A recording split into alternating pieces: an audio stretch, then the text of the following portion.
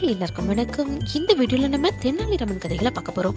அதுக்கு முன்னாடி எங்களோட யூடியூப் சேனலை மறக்காம சப்ஸ்கிரைப் பண்ணிருங்க. வாங்க இப்ப வீடியோக்குள்ள போகலாம். ஒரு முறை விஜயநகரத்துல விழா கொள்ள கொண்டிருந்த சமயத்துல அண்டை நாட்டு அரசர்கள் எல்லாருமே அந்த விழாவில் கலந்து கொள்ள விஜயநகரம் வந்தாங்களாம். அப்போ அரசர் விஜயவர்த்தனரும் அந்த விழாவுக்கு வந்தாராம். விழா முடிந்ததுக்கு அப்புறமா சில தினங்கள் விஜயநகரத்திலேயே தங்கினாராம்.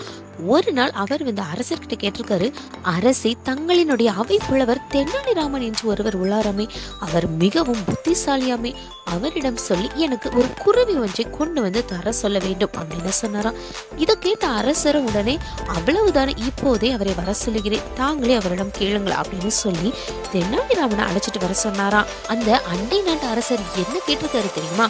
காலையில பார்க்கும் பொழுது தங்க மஞ்சள் நிறத்திலும் நடுப்பகல்ல சிவப்பு நிறத்திலும் இரவில் 7 வர்ணங்களிலுமாக உருமாறக்கூடிய ஒரு அற்புத குருவி ஒன்று எனக்கு வேண்டும் அப்படின்னு சொல்லி தென்னாலிராமன் கிட்ட கேட்டாராம். அவ்வளவுதான், தென்னாலிராமனுக்கு ஒண்ணுமே புரியலையாம். அது மட்டும் இல்லாம இன்னும் சொல்லியிருக்காரு பாருங்க, சில சமயம் 3 காலாலும் சில சமயம் 2 காலாலும் பிறகு 7 ரெக்கை கொண்டும் வானில் பறக்க வேண்டும், அப்படிப்பட்ட ஒரு குருவிதான் எனக்கு வேண்டும் அப்படின்னு சொல்லி அடம் பிடிச்சாராம். தெனாலிராமனுக்கு தலையே சுச்சிட்டாங்க. இப்படிப்பட்ட ஒரு பறவையை நான் ஒருபோதும் கேள்விப்பட்டதே இல்லையே அப்படின்னு சொல்லி யோசிச்சாராம். இருந்தாலும் சிரிச்சுக்கிட்டே, சரி அரசே, நாளைக்கு நான் அத்தகைய பறவையோடு வருகிறேன் அப்படின்னு சொல்லிட்டு கிளம்பிட்டாராம். மறுநாள் தென்னாலி சபைக்கு ரொம்பவே தாமதமா தான் வந்திருக்காரு. அவருடைய நிலைமை ரொம்பவே மோசமா இருந்திருக்கு. அவர் எப்படி இருந்திருக்காரு அப்படின்னா, கிழிந்த உடைகளாலும் அதுல புற்கள் முட்கள் மண்ணும் ஒட்டி இருந்துச்சான். கையில குருவி எதுவுமே இல்லாத ஒரு பறவை கூண்டு மட்டும் கொண்டு வந்திருந்தாராம். இதை பார்த்து அரசருக்கு ரொம்பவே வியப்பா இருந்திருக்கு. என்னது இது, வெறும் கூண்டோடு வந்து உள்ளாய் அப்படின்னு சொல்லி கேட்டிருக்காரு. தென்னாலிராமன் அதுக்கு என்ன பதில் சொல்லியிருக்காரு தெரியுமா? அவரு ஒன்னும் குறைஞ்சவரே கிடையாதுங்க, அவரு சொன்ன கதையை மட்டும் கேளுங்க. அவரு சொல்லியிருக்காரு, அரசே, நான் என்ன செய்வேன், அதிசயமான கதை ஒன்று நடந்து விட்டது. அந்த குருவியை கையில் கிடைத்த உடனே நான் இந்த கூண்டில் அடைத்து வைத்து விட்டேன். அதை இங்கு எடுத்து வரும்போது அது தனது மாயமான 7 இறக்கைகளை விரித்து பறந்து சென்று விட்டது. நானும் அதை விடாமல் தேடி துரத்தி சென்றேன் மன்னரே.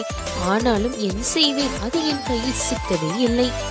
இருந்தாலும் சற்று தூரத்தில் பறந்து சென்ற பொழுதே அது என்னிடம் சொல்லியது, அரசரிடம் போய் சொல், காலை ஆகிற போதோ அல்லது இரவாகிற போதோ அல்லது நடுப்பகல் ஆகிற போதோ வெளிச்சமோ இருட்டோ இல்லாத போது நானே எனது 7 ரெக்கைகளால் பறந்து திரும்ப வந்து விடுகிறேன் அப்படின்னு சொல்லிட்டு அங்கிருந்து பறந்து போய்விட்டது அரசரே அப்படின்னு சொன்னாராம்.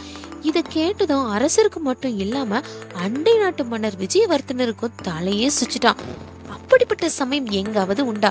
காலை ஆகாமல் நடுப்பகல் ஆகாமல் இரவும் ஆகாமல் வெளிச்சம் இருட்டாகும் சமயம் ஏது அப்படின்னு சொல்லி எல்லாருமே வியப்படைந்து பார்த்தார்களாம். இதை கேட்ட விஜயவர்த்தனர் அரசர் இருவருமே பயங்கரமா குலுங்கி சிரிச்சாங்களாம். விஜயவர்த்தர் சொல்லியிருக்காரு, தென்னாலிராமன் மிகவும் அதி புத்திசாலிதான். இதற்கு முன்பு கேள்விப்பட்டுள்ளனே தவிர இப்போதுதான் நேரிலும் பார்த்துள்ளேன், மகிழ்ச்சியும் அடைந்து விட்டேன் அப்படின்னு சொல்லி தென்னாலிராமனை பாராட்டினாராம். இந்த கதையை பத்தி நீங்க என்ன நினைக்கிறீங்க அப்படிங்கறத கீழே உள்ள கமெண்ட் பாக்ஸ்ல மறக்காம கமெண்ட் பண்ணுங்க. இந்த வீடியோ உங்களுக்கு பிடிச்சிருந்துச்சுன்னா லைக் பண்ணுங்க, ஷேர் பண்ணுங்க, கமெண்ட் பண்ணுங்க. இது போன்ற மேலும் பல வீடியோக்களை காண எங்களோட யூடியூப் சேனலுக்கு மறக்காம சப்ஸ்கிரைப் பண்ணுங்க.